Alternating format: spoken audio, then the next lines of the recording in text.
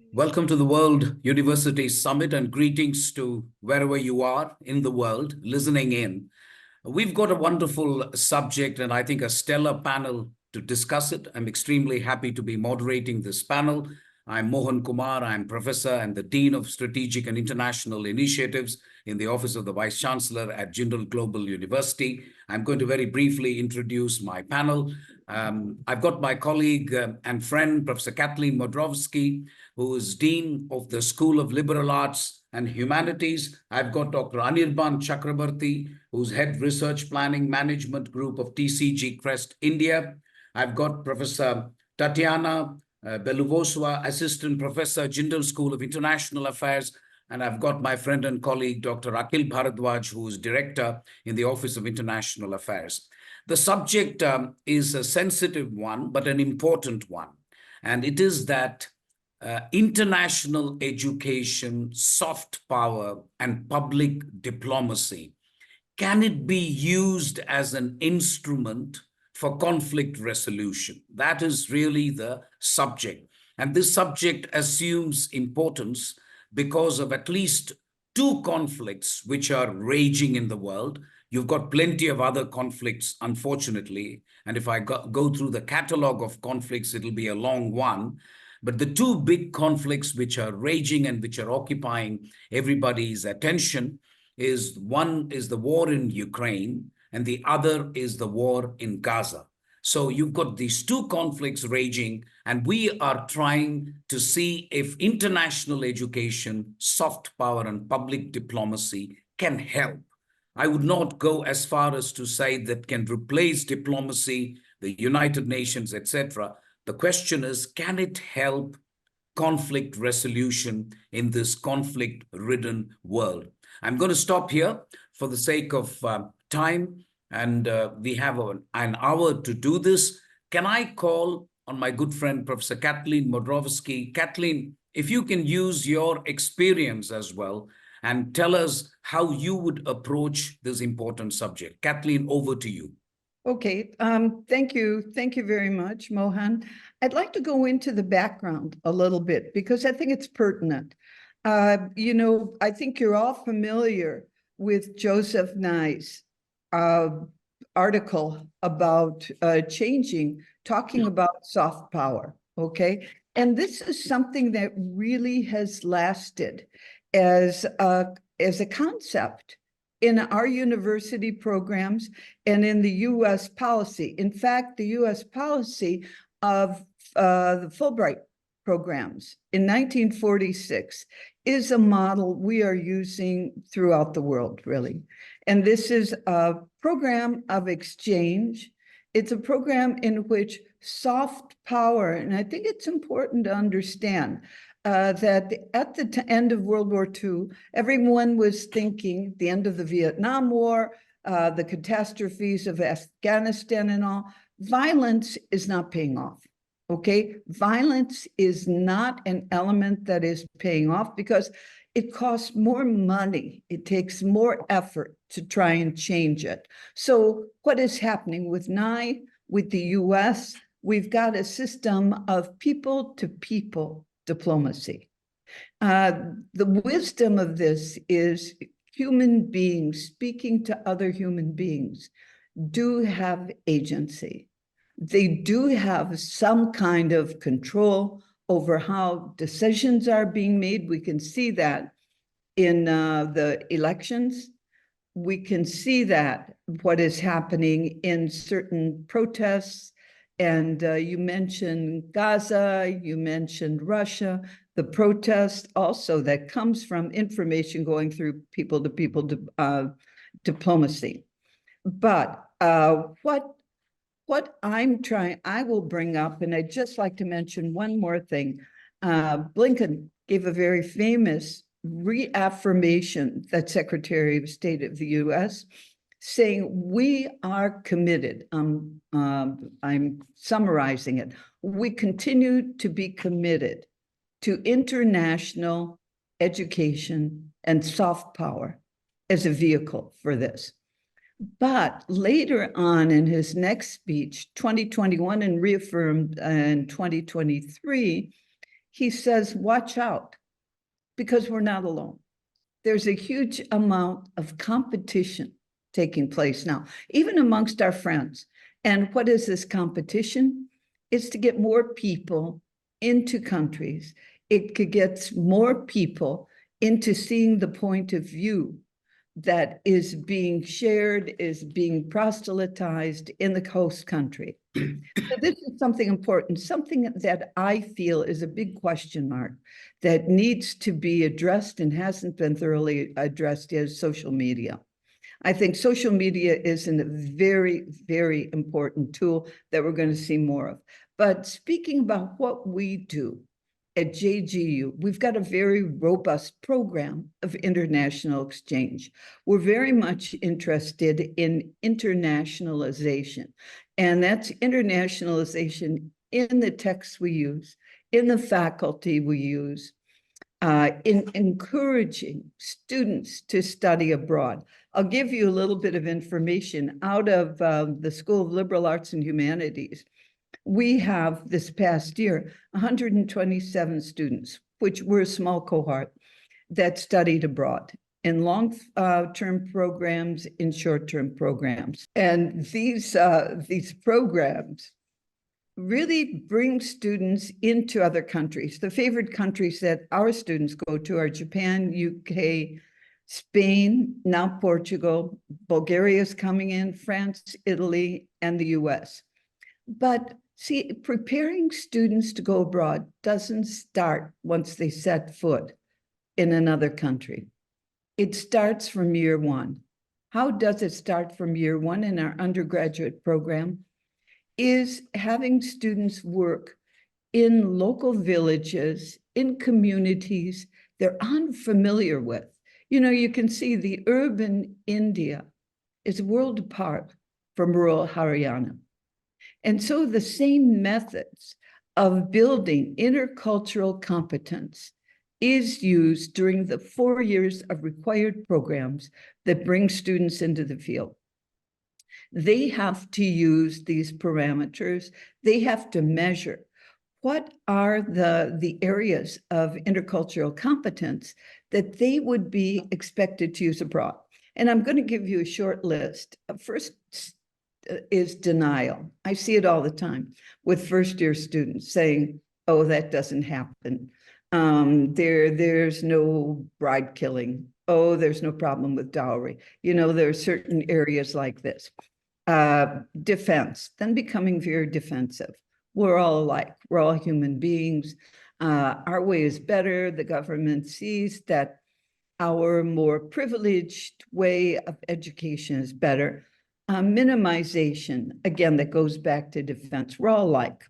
Well, we aren't. And this is where it really gets rough and really gets important. And that is acceptance. Acceptance of differences. See, you cannot negotiate if you don't accept other people have other interests. They're going to have other ways of looking at things. So this is important to go into the area of being able to see we are different, but going into in depth, and that would be seeing how this happens, why decisions are made, why certain cultures have arisen. And this is something that will be carried out when the students are in an international setting. And finally, after this adaptation to the difference is integration. You integrate it. This is probably the most important area if you arrive at that. It is integration in the fact that people have different values. They may be in conflict with you, but you are willing not to deny them, but you are willing to work within these differences and promote a dialogue. So I see it as something that's very important to conflict resolution. If students can use these areas, if they can develop and keep with them, then we're going to have an active population, a voting population that's going to use critical thinking. They're going to want to continue with open exchange. Many of our students aspire to working abroad for a number of years. Many of them aspire to careers in diplomacy, in international organizations. So this is something that's very essential. I want to know, what am I with time?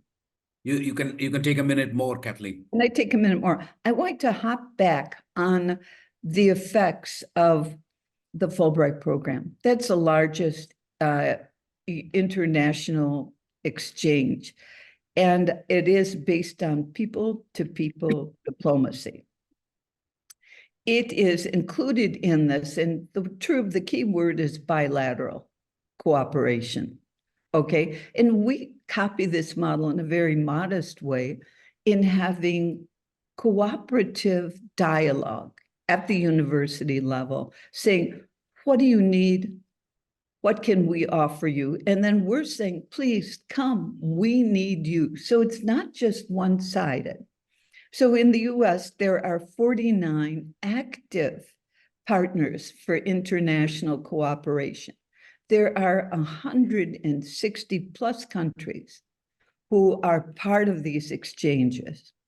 The number of students the US sends abroad is 1,600 US students and 1,200 US scholars. The intake is 4,000 students with also 900 scholars and over 400 teachers and business people. So this is something that I would love to see emulated. You know, our goal at JGU is to have everyone study abroad, but our goal is to bring people to the campus as well, because only until you have this parity can you have a real dialogue. Can you understand education is no longer a silo. It's no longer the territory of one country. It's a world project. And through this international exchange, we are going to be furthering our goals. So that is it. I think more is to be done. And I hope through this organization, the meetings of world universities, will be able to even go further with it. Thank you very much, Kathleen. I think that was wonderful of you to really set the scene, as it were, for the discussion which will follow. I wanted to underline two strands as I saw it in your intervention. One is the education, the curriculum, and so on. The other, of course, you mentioned also visits to the field. And I want to see how we can address both aspects of soft power international education to see if that can make a difference to conflicts around the world. There used to be a US Peace Corps, and I don't know if it still exists, but that is something you may want to, if you like, talk about when I give you the floor next time, Kathleen, because that's something I thought which could be replicated in other countries. I don't know how well it works, but I have heard of the US Peace Corps. And to me, it seems that is another way of seeing if conflict can be prevented. Dr. Chakraborty, I now hand over to you. And if you can bring your organization's perspective and your own personal perspective to the issues raised by Kathleen and this particular forum. Thank you. Thanks, Mohan. Thanks, Kathleen, for setting the context very well. So if we go through a little bit of literature about, hard power, soft power, diplomacy. So from the literature, the discussion about public diplomacy and instrument, such as international education exchange, what Kathleen is mentioning, is usually combined the concept of soft power. And this concept came in the literature mostly from the 90s, where the hard dimension of power, which refers to essentially countries' economics and military clout, is basically the economic sanction, military alliances and all. Whereas the soft power is the ability of a country to achieve foreign policy goal more as the attractiveness of showing the attractiveness of the countries, right? The coherence, the political values, the legitimacy, and the moral authorities of the countries through their foreign policies. And in recent times, there are the practitioner and the researcher, there are few objective indicators people mentioned to measure the soft power of a country. Enterprise, government, culture, global engagement, and most recently, the digital performance is also included into it. And education now has become a very crucial indicator from the literature also for measuring the soft power for a country. So the indicator on education relates the country's contribution to the global academic community. This takes account, the number of international students what Kathleen is mentioning, and also the place of the rankings, how our universities are ranking in the world rankings and all. Those are some of the very important things came out for these indicators. And as well as the academic output of their higher education institute and their global impacts. So this indicator recognize the ability of how the country's universities are attracting international students. And for strengthening these soft powers, government and countries has many policies. Countries are giving a lot of scholarship for the international students. If you see, US and UK, there are a lot of opportunities. They are trying to bring up international students to their community. The goal is that the first-hand contact with the host country's cultural aspects, so that the cultural dimension can penetrate the soft power a little bit. And furthermore, the international student exchange will also have the language, which is now is a barrier. If you are thinking for a global platform as an education, so if you are bringing student in your country, they will also understand the local languages and all. So those are some of the crucial aspects. Another point I just wanted to mention, conceptualizing the international education or internationalization, or whatever you are saying, to the global market is another, important issue. So we have seen many higher education systems have implemented, massification, internationalization efforts to prepare individuals and graduates for the competitive global market. But however, if you go through many studies, the rapid expansion of tertiary education in many countries has not been carefully aligned with the evolving, socio-economic and labor markets demands. And this exists before the COVID pandemic came out. This is not a new thing. So earlier we have this human capital theory. You bring up higher education, you bring up education in your country, your economy will grow. So that perspective is changing now a little bit. In the modern globalized economy, university graduates are competing not only in the global market. They are, also not only in the domestic market, they are also in the global market and facing an international challenge, what we call the global auction. Those are the terms are coming up. So the concept of global citizens is also become very important. So those are some of the terms is coming up and totally relate with this concept. And of course, the increasing definitely ranking reputation is a important things. There are a lot of controversies in it, but you can't ignore those things. Okay. So I have worked in two universities. My earlier university, Ashoka University, is similar like Jindal. We have a lot of internationalization effort in our curriculum, in our courses. My current institution, the TCG CREST, it has a huge amount of collaboration through research. So in my perspective, I have seen the educational linkage internationally. Now I am trying to building up the research, international research aspect of various institutions. We have huge collaboration of research, not only, only exchanges. We are creating hubs. Suppose, research institute, Chicago is creating a research institute here. We are creating a small research institute there. So those kind of new areas are also coming up. So in conclusion, I think in today's global information age, in the foreign diplomacy, there is a say that victory often depends not only whose army is win, but the whose story is win. So if you want to make your story win, software plays a very important role.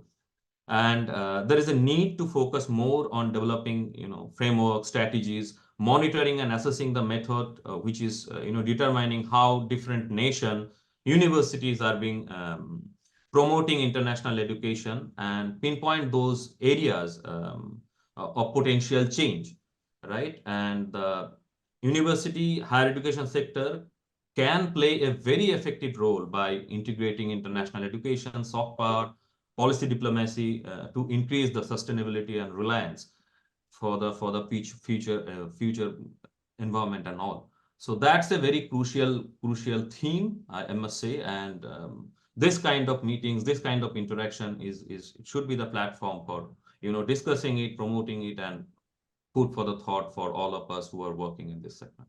Thanks. Thank you, Anirban. One of the things that struck me while you were speaking is that you talk of globalization, you talk of students becoming global citizens, and nobody can deny that over the last 10, 20 years, students have indeed become global. The question I have for you and for the others, maybe when you get a second round to intervene, is that while they have become global, there has also been a reassertion of their respective identities, we versus them. And that has resulted in conflicts. I'm not going to refer to any particular conflict, but I think this contradiction is something that needs to be addressed. Why is it? I mean, you go to a class in Jindal, you go to a class in Stanford, you go to a class maybe in Sciences Po Paris. The students are not very different. They're wearing jeans, they're wearing the same clothes, they're drinking the same Coke, and they're eating the same food. Sometimes, they eat Indian food here, but, sometimes the food is international. The lingo is not different, really. In English-speaking countries, the accent may be a little different. The lingo is not different. And yet, there is this issue of not appreciating the other person's point of view sufficiently. I think the panel has to ask this tough question as to how you resolve this contradiction. While all students seem to be looking the same, they're not feeling the same. And that's a problem for me. But maybe that is something that I would request all of you to address when you get an opportunity. Tatiana, it's my very great pleasure to request you to speak. Far be it for me to tell you what you should speak about, but I think I can guess. So over to you. Thank you. Thank you, Professor Mohan. Thank you so much. There is no question that the world we live in is mired in conflicts of different nature, geopolitical, ethnic, and religious. The experts from the International Crisis Group have specified 10 conflicts to monitor in 2024. These are Gaza, Sudan, Ukraine, Myanmar, the Sahel, and others. The UN declared in January this year that the number of violent conflicts worldwide is at its highest level since the end of World War II. On February 7th this year, while addressing the UN General Assembly, Mr. Antonio Guterres said, quote unquote, "As I scan the landscape of today's world, the one thing missing most dramatically is peace." In this way, he signaled the world's entry into the age of chaos. At the moment, the international community is at a crossroads, since we understand that there is an urgent need for changes, for example, with respect to multilateral institutions and their functioning.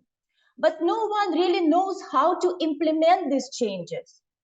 Under the circumstances, the hope is that the younger generation of policymakers, diplomats, politicians, and others who can bring positive changes will be able to do that. In such a way, it becomes a huge responsibility for us as members of the academic community to make sure we guide our students in the direction of peaceful coexistence on this planet.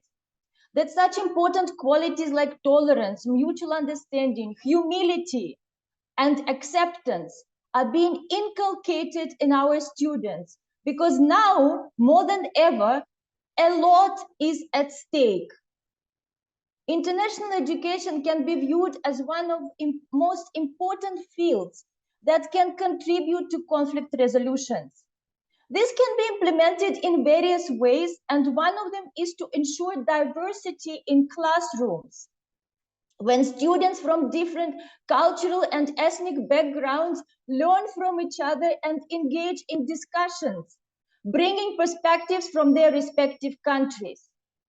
Another area in international education that can be utilized for peace building and conflict resolution is the content of the course curriculum. For instance, peace education has long been integrated into the higher education curriculum to equip students from diverse cultural backgrounds, languages, regions, and religions with the knowledge, skills, and values necessary to prevent future conflicts. No doubt, each discipline from its own capacity has an ability to shape a better world of tomorrow. For example, in the field of international relations, where I personally belong to, there is now a growing interest towards global IR, global international relations.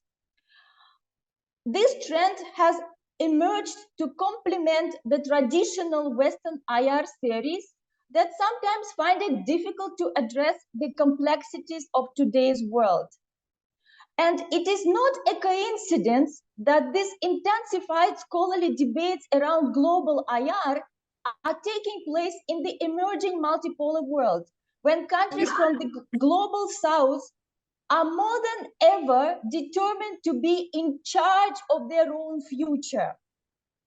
The changing world order, with the active participation from diverse countries in the world, means there is more recognition of the voices from the global south. In this environment, it is important to leverage transnational university networks to ensure diverse national perspectives and concerns. Tatiana, sorry to interrupt you. You have 2 minutes. Thank you. Yeah, definitely. These diverse perspectives are reflected in research and practice rather than taking a single national perspective as universal. What is common? Yes, I will manage within the upcoming 2 minutes. What is common among various global IR series is that most of them promote peace and harmony. For example, the concept of Ubuntu that originated in South Africa and can be translated as humanity. It emphasizes, and Professor Mohan, this is exactly what you were talking about. Global IR could have the potential to address the issues you highlighted. It emphasizes that we're all bound together in ways that can be invisible to the eye, that there is an aspect of oneness applicable to the entire humanity. The same attitudes are echoed by the Sufi philosophy in Islam and Vedanta in Hinduism. In Sikhism, it is mentioned that the stress on I or individualism should be discouraged, as it goes against the very foundation of the divine self. By rejecting individualism, this notion puts forward a counter-argument to the realist assertion of self-interest and inherently selfish behavior of individual states. To conclude, I would like to emphasize once again the role of international education and its enormous potential to turn the tide, help resolve the existing conflicts, and prevent future ones from breaking out. I will stop here. Thank you so much. Tatiana, thank you very much. I thought that was quite a speech you made there. I thank you for it. But what you have to tell me when you get the chance to speak next time is why there has been no joint student delegation from both Russia and Ukraine. Why is it that in no university in the world have some students from Russia, some students from Ukraine joined hands and told leaders of the two countries, put an end to this nonsense, frankly? Why is it that that hasn't happened? Maybe I'm exaggerating, but you need to ask yourself, if we are pretending to do the things that you are saying we are doing, which is international education, Kathleen made a reference to soft power, ANIRBAN spoke about global citizens. So where are those global citizens, I ask you? Why is it that students haven't got together and said, listen, we need to change the tide, as you said in your last. I leave you to think about this, because that is what this panel has to do. Akhil, I think I know you well enough to know that you know internationalization. You are working very hard to see the kind of students we can send abroad to many other universities. Apart from your own thoughts on the subject, I also want to probe you and ask you whether you see a change when students return from a 2-week, 3-week course at Harvard or Oxford or a semester exchange. Do you think they undergo serious transformation, not physically, but I'm talking about their thinking? Is there a visible change in the thinking that you have observed? But over to you, Akhil. Thank you so much, sir. I mean, I would like to start with the conventional way of establishing a connection between national interest and higher education. As we may observe that national interest has a direct linkage with foreign policy, and then public diplomacy, and then soft power and higher education. We all talk about public diplomacy as a part of foreign policy and ultimately national interest. Like many political theorists and scientists like Joseph Nye, renowned American statesman and former dean of Kennedy School of Government at Harvard, who established the theory of soft power in the field of international relations in 1990. All of them have reflected multiple times on public diplomacy as an instrument that governments use to mobilize the resources to exercise national interest as per their nation's foreign policy, not only to communicate, but also to attract the publics of other countries. On the contrary, to solely communicate with their respective state governments. Public diplomacy also largely focuses on to generate attraction for favorable public opinion through diverse channel of communication, including broadcasting, cultural engagements, scholarly and academic exchanges, arts and cultural promotion, to name a few. Now, since public diplomacy has a direct engagement with people-to-people ties, soft power through culture of a nation, and thus culture being an important pillar of soft power, it has a direct correlation with higher education being an important aspect, an important subset of culture. As we all know, soft power has three main pillars, which is foreign policy of a nation, its domestic affair, and culture. And higher education is an important subset of culture that has been proven by many theorists and many political scientists. Now, shifting towards the soft power and its direct connection with the higher education, I would take a couple of minutes to just highlight on this. In modern times, higher education is gaining pace within knowledge societies in the developing world, whereas it's always been at the core of states' preference in the first world, in the developed world.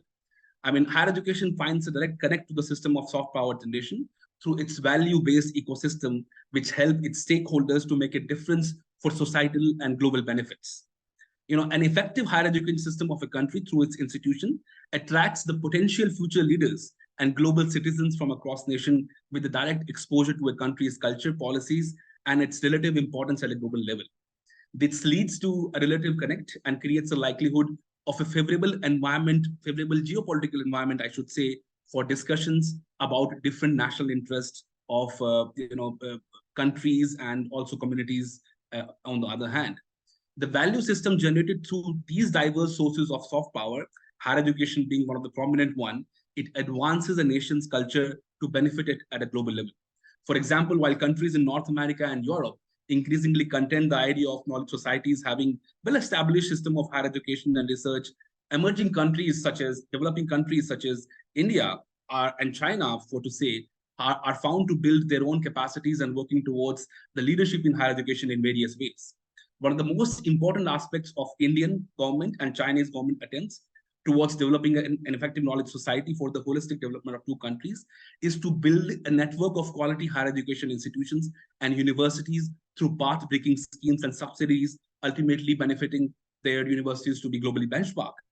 The basic ideology behind these initiatives is the realization of the fact that higher education has its own imperative place in leveraging the soft power of a nation towards its national interest. The system of universities and institutions of a nation, they are not confined to its scholarly output, sustenance, and economic growth, but it also rather encapsulates the societal and cultural values, educational milieu as a whole, political structure and ideology, regional heterogeneity, and outlook of the students and important stakeholders towards the global issue of a country. It also shapes the position of a nation to have a say in geopolitical environment at diverse fronts on a range of subjects. Some of the most prominent ones, which are visible to everyone, the international institution promoting culture and higher education of a nation state are a British Council for the UK, or as Dean Kathleen mentioned, the Fulbright Commission and American Center for the US, Alliance Française for France.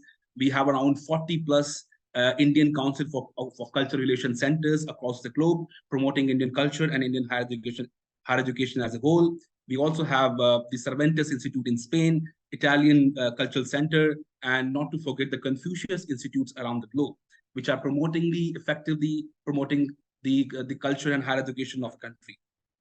According to UNESCO, in 2023, we had around 6.4 million international students around the world. And that's the same number of international students studying in 2022. And these international students, when they go and visit a country, spend some time during their higher education abroad, it helps in establishing a better exposure to culture and traditions of the countries involved.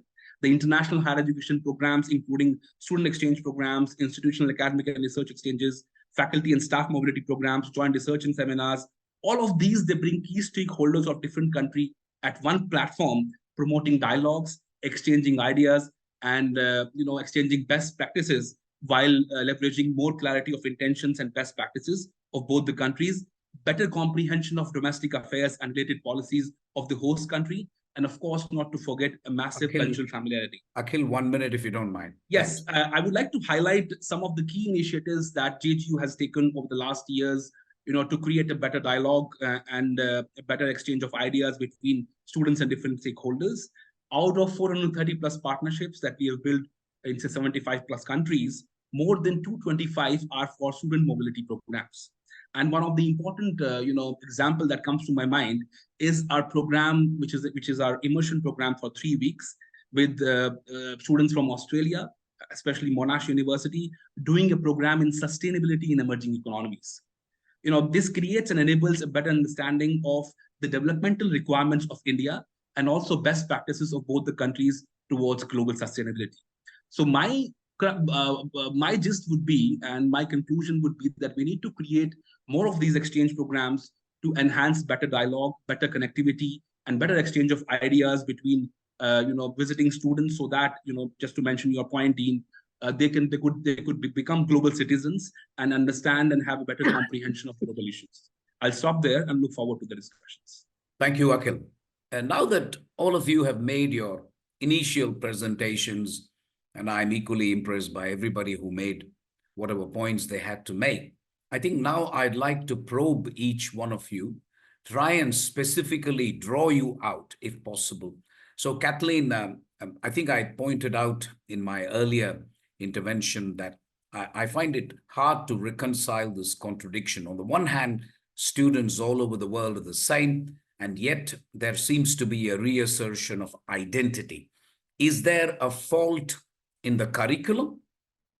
If not, what is the reason? Because I'm not going to name specific universities, but in some of the top universities in the US and other countries, you've had students bitterly divided in the middle when it came to the war in Gaza. This is just the reality of it.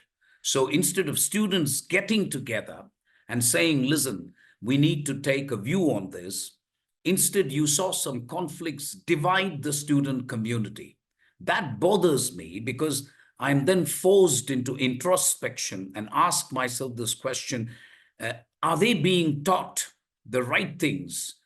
Is the curriculum okay? Are the field visits okay? Are the students able to accept thinking that is not their own? Are students capable of critical thinking? These are the questions that come to the fore because it was directly in evidence that the students were divided in the middle. So it's not just a US problem. I want to underline it's a global problem. And I've got some questions from the audience, which I will pose after this round. But if all of you can share your thoughts, I was asking Tatiana as to why there is no joint delegation of students. There must be some Russians and some Ukrainians who mean well for each other. It can't be that just because the governments are at war, it doesn't mean the entire student community is at war with each other, is what I'm asking. But Kathleen, please unmute yourself and speak. Thank you. There are a couple of points. One thing, I think we can't strive for sameness. We cannot. The important thing is to strive for critical thinking. And by that, I mean to understand we have differences. We're going to have to live with them. These differences have existed from time immemorial. How are we going to work within the parameters that were given? So I think greater understanding is important. The second point that's related to it, actually, study abroad has often become transactional. Okay, in the sense that a student will come to a university to be able to better themselves, look at the better themselves economically and create a niche for themselves. Oftentimes, governments encourage students to come to the country, not so much because we want to foster the ideas that we can have a dialogue, but we love in the United States these IT people coming from India. They've taken some of the best positions, okay? Another point that, you know, so I think also this has a certain cachet. If you study abroad and you go back to your home country, it depends on the university, yes, but you do come back with a network of contacts. And I don't want to be too cynical about the whole thing because, as you said, I think people do develop friendships. Okay, they do develop areas of understanding. My students at JGU have to write a reflective memoir every time they go abroad. And I was just reading some of them that came from last semester. They're brilliant. Like students coming from certain villages in Japan said, there's a whole other way of living. There's a whole other way of treating each other. There's a way of being silent, you know? So that they got into some of this material. To go back to your very, very pertinent question, why are student coalitions not being formed? Why isn't there this outcry of student protest? I would say part of it is students are being manipulated, I think, on one hand. I think social media is doing a great job of manipulating ideals and ideas. The lack, again, of critical thinking, lack of one-on-one speaking is something, you know, this is a much deeper conversation, but COVID created a real breach. There is something that's been proven in studies that when you have person-to-person contact, not just these little screens, which my eyes are looking at Mohan's eyes, okay? This still leaves out a whole, we could say a vibe of understanding, a way of getting together with other people. You don't see the totality of it. So I think this is something that's really important that's happening, but I will put part of the blame on governments. Governments are creating a situation in which they want to bring students into a way of thinking. And I see this in the United States. I'm not so aware of it here, but I see in India the desirability to bring India on board is creating a lot of attention of why we want our students to come here. Why do we want Indian students to come to Australia, to come to the US, etc.? Part of it is because of their talent, but part of it is the influence. You know, when you come into the real reasons, a big part of international education is influence building. So I'm sort of giving you a mishmash of ideas, but these are based on my observations. Thank you, Kathleen. That's extremely interesting what you say, and the conversation we can take even outside this panel, I think, at the university, and we should find a way to involve our good friend ANIRBAN as well. I find it absolutely fascinating. ANIRBAN, what do you make of all this? You were earlier at Ashoka, now you are at CREST. Do you see merit in what Kathleen is saying? I personally find a lot of merit. There are outside forces which are manipulating students. That is the operational part of what Kathleen says. The question I have for you is, why is it that students are manipulable? That's the question. Right, Mohan. Exactly what Anirban, Kathleen, if you can but address what that. Kathleen is saying, the intrusion from the outsider. I think, after working in Ashoka presidency and now in CREST, the university leadership, university administrator, I mean, you need to think that they have a very crucial role. When you are thinking for reducing conflict for international student, it involves, fostering understanding, communication, creating a supportive environment. And Jindal, Ashoka, they have a huge number of international students, but there are few tips which other universities should also follow if you are thinking for bringing international students. Cultural sensitivity training. Institution and communities can offer cultural sensitivity training to local students. Also the staff, it's not only the students, to help them to understand and appreciate the diversity among the international students. Why this is needed, encourage open discussion about cultural differences, values, norms. Various kinds of orientation program is needed to sensitize our population within the university for this. As I mentioned earlier also, language support, comprehensive orientation program can help international students also to integrate to their new environment, include information, local culture, their academic expectation. Lot of availability support needs to be created within the university. And there are possibilities for a lot of peer support program. We need to establish monitorship, buddies program. Ashoka, this is very popular. When a foreign student is coming, there is a buddies program, right? So counseling program and counseling services, they are 18 years old with a lot of ideas, lot of thinking. They will be involved in a lot of these things. But as an university authorities, we must be assured a proper counseling service to them. This is to the student end, and from an overall point of view, from the university end, there must be a clear communication. Clearly communicate the expectation, rules, resources to all students, both national and international, through multiple channels. Online platform, to disseminate the information. What exactly we are discussing, what exactly we are trying to achieve. We need to celebrate diversity in our organization. This is really very important. Not only promoting inclusion policies, we need to celebrate those things in our university environment. And also in the similar way, we also need to have a feedback mechanism system, which is most of the time missing. How they are feeling, we must robustly create those those mechanisms, promote cross-cultural understanding, by creating a welcoming and inclusive environment, addressing potential sources of conflict, as you mentioned, and promoting understanding. Institution can help international students to thrive their not only academic, also the social experiences, which is the most important thing. Thank you, Anirban. I think I'd like to thank you for making concrete suggestions. I thought the cultural sensitivity training is something that I find extremely pertinent, and that is something that we should pay more attention to. Secondly, you've talked of feedback.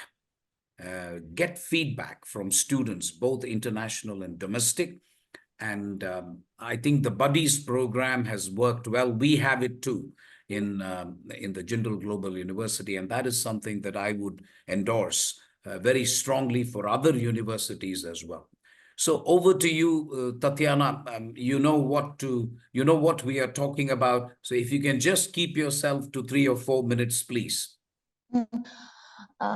Yeah, I would like to bring example of my doctoral studies at the University of Kerala. This was facilitated by the Indian Council for Cultural Relations, ICCR, and I would be forever grateful to this government body for providing me with such a wonderful opportunity. The Indian Council of Cultural Relations was founded in 1950 by Maulana Abu Kalam Azad, independent India's first education minister. Its objectives are to foster, strengthen cultural relations and mutual understanding between India and other countries. It should be noted that the overall social and academic activities of the international students in Kerala, myself included, were very much in line with the ICCR objectives.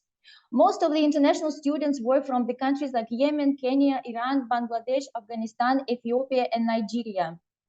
They were 15 students from Yemen, and at that time, their country was engulfed by the brutal civil war. The students were traumatized, but ICCR had done its best to accommodate those students and give them a sense of relief.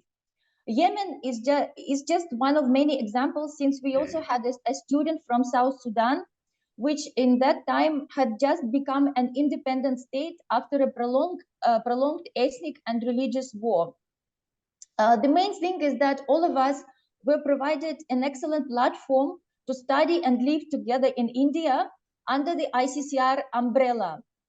We were celebrating all Indian festivals. We often gathered together and learned each other's cultures and traditions, sharing our individual perspectives and ideas. In this sense, we were representing our countries, acting as ambassadors, generating this soft power, building bridges among our nations. On the part of India, there are at least two main aspects here. One is countries' engagement with public diplomacy and soft power, and second is to provide a helping hand to international students who come from the conflict zones, which can be seen as a true act of humanity.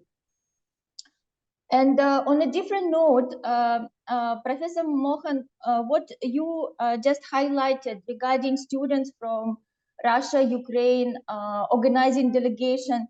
So this would be a wonderful initiative altogether to bring together students from Russia and Ukraine and set the platform for them to interact between themselves. Perhaps this has been done already, but we should be realistic about the outcomes of this initiative.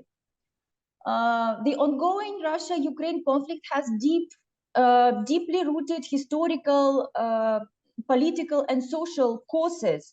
And we all understand that the outcome of this conflict is mainly in the hand of the leadership of these two countries.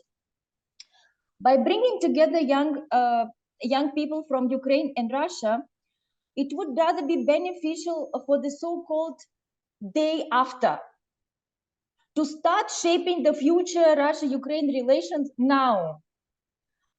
And finally, it would be important to mention that I assure you that people-to-people relations between Russians and Ukrainians have remained friendly, largely, regardless of the politics, regardless of the ongoing conflict. This is what I have witnessed on our campus.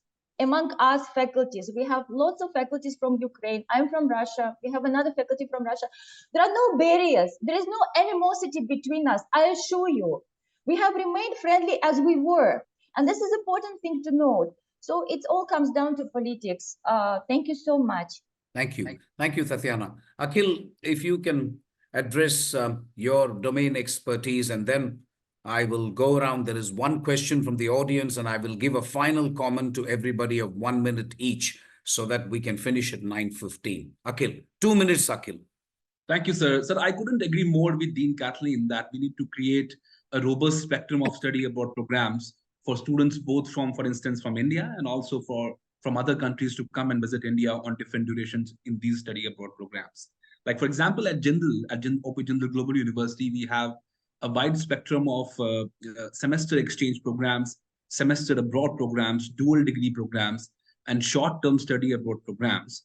And also we have India immersion programs in different themes for international students from our partner university to come and visit us for a week up to 3 weeks. And the themes of these programs are very critical.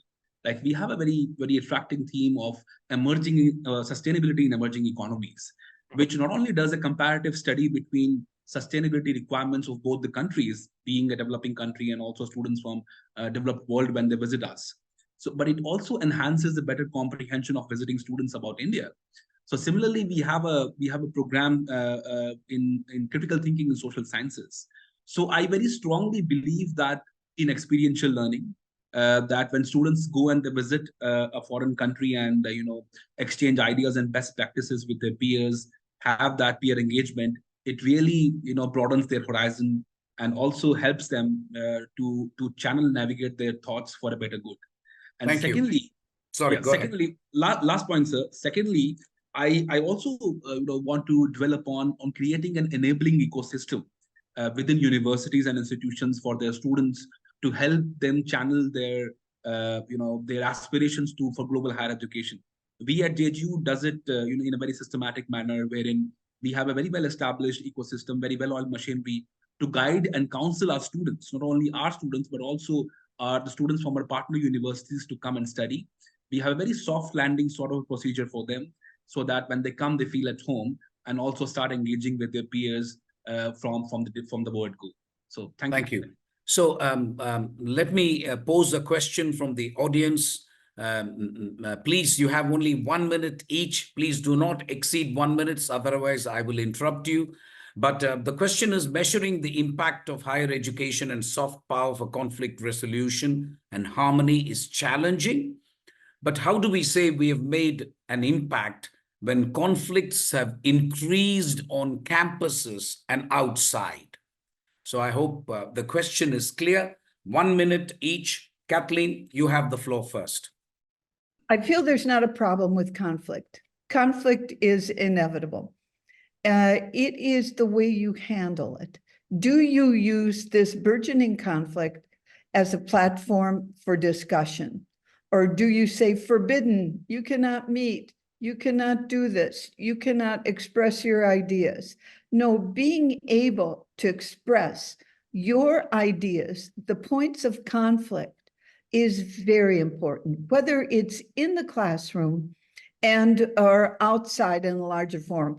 I'll just go back real quickly to what you said. Faculty and students need to have more training in cultural sensitivity. This will help guide the way we deal with conflictual situations. Thank you, Kathleen. Anirban, exactly 1 minute, please. No, exactly what Catherine has just mentioned. Conflicts will be there, but the way we are just, resolving or discussing about this is really, really very important.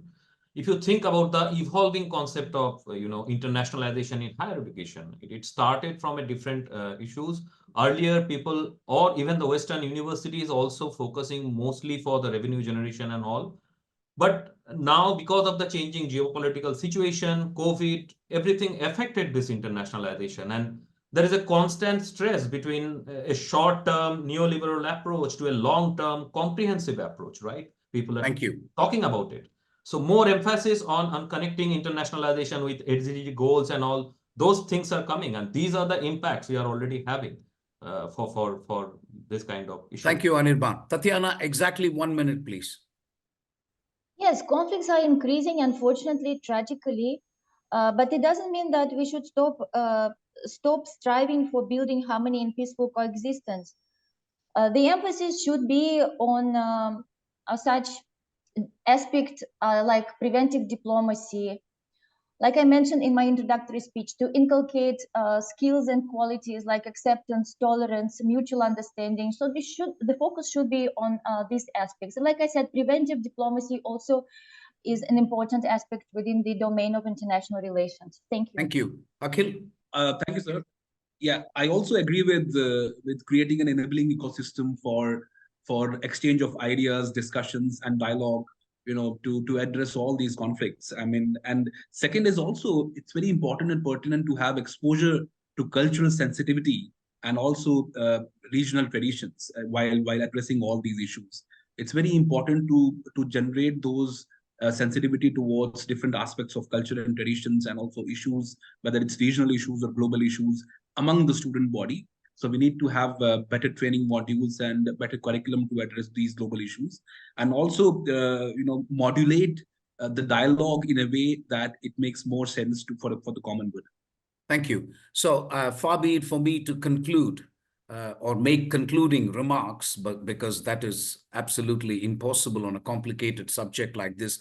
But two thoughts. I think one, I have not heard anybody say that international education or soft power or public diplomacy is useless. So we need to continue with those. I think we just don't see enough of an impact. So it's a question of making it more useful, if you like. I thought a number of concrete suggestions have been made about cultural sensitivity training, about really trying to understand the other person's point of view, about trying to see that students develop not just an international outlook in terms of clothes and food consumption, but also in their thinking. So I would leave it at that. But ladies and gentlemen, thank you so much for a fascinating panel. Thank you. Thank you. Thank you. Thank you. Thank you. Thank you.